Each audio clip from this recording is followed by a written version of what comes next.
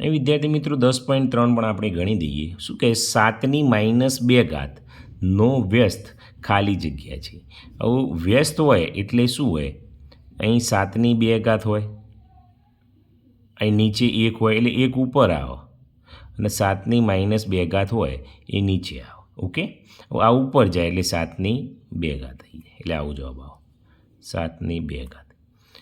2⁻2 ગુણ્યા 2⁻1 ની કિંમત ખાલી જગ્યા છે. વિદ્યાર્થી મિત્રો આવો દાખલો આવે તો તમે ચિંતામાં પડી જાઓ સાહેબ આ શું?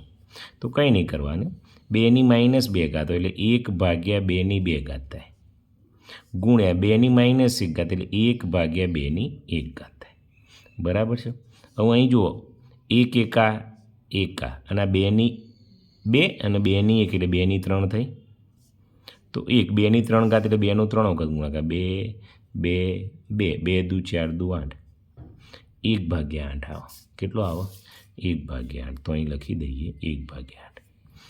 P -3 બીજી રીતે ખાલી જગ્યા લખાય તો 1/P3 લખી દેવા, નીચે આવી જાય. -3 ની કિંમત કેટલી થાય? તો જુઓ -3 હોય એની -3 આ ઘાતના નીચે લાવવી હોય તો 1/-3 તો એક તો એમ ના એમ 3 તરી 9 તરી 27 -1/27 થશે. તો અહીં લખીએ -1/27. xની -2 ગુણ્યા xની -3 ની કિંમત કેટલી થાય? તો x છે તો મૂકી દઉં. આ ગુણાકાર છે એટલે ઉપર સરવાળો -3 અને -2 એટલે -5 આવશે. અહીં વાયની અહીં ગુણાકાર થશે, અહીં ગુણાકાર એટલે ઉપર સરવાળો 3 વત્તા -2 એટલે કેટલી ઘાત આવે? 1 આવો. 1 ના લખો તો ચાલો. અહીં 3 દુ 6 ઓછા ઓછા વત્તા એટલે xની 6 થશે. અહીં જુઓ બધા આધાર 3 છે એટલે ઉપર સરવાળો 6 -3 અને -5 એટલે 3 2 -5 એટલે 3ની 1 એટલે 3 લખો તો ચાલો. કોઈ પણની 0 ઘાત હોય એટલે 1 જવાબ આવો.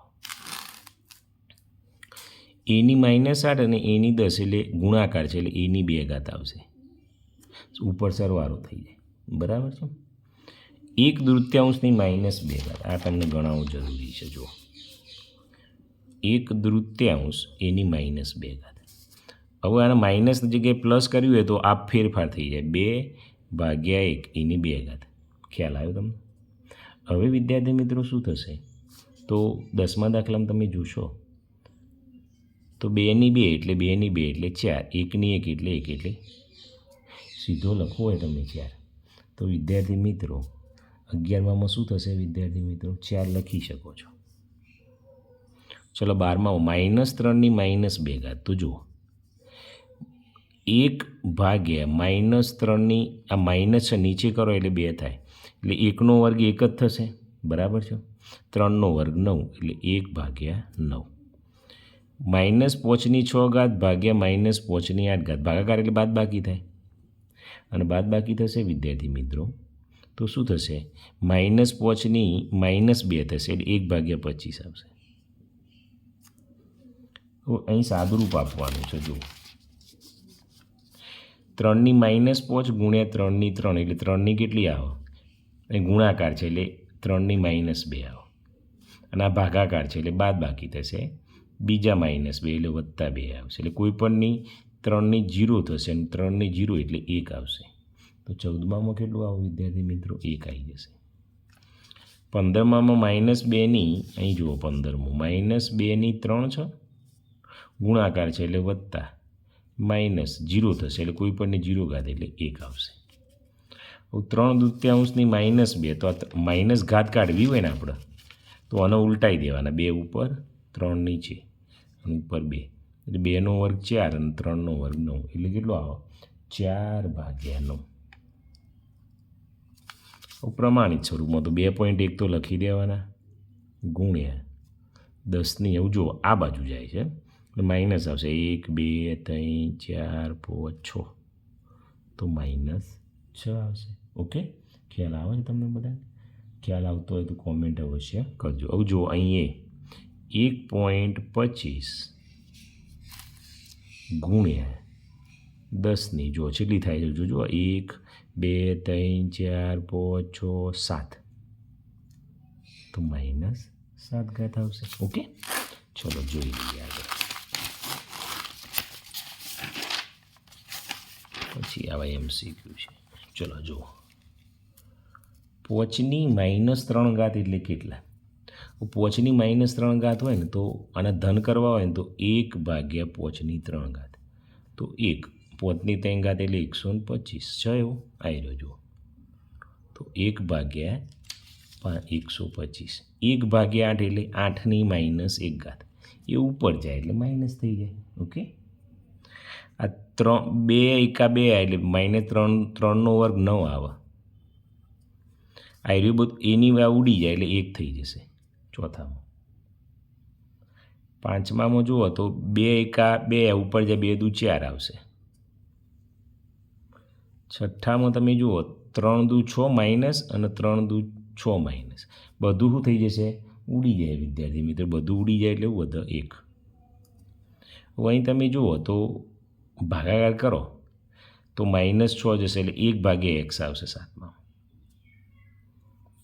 આઠમામાં જુઓ તમે એટલે 3 દુ 6 એટલે -6 નહીં આપી એટલે નીચે ધન કરો એટલે નીચે આવી જાય.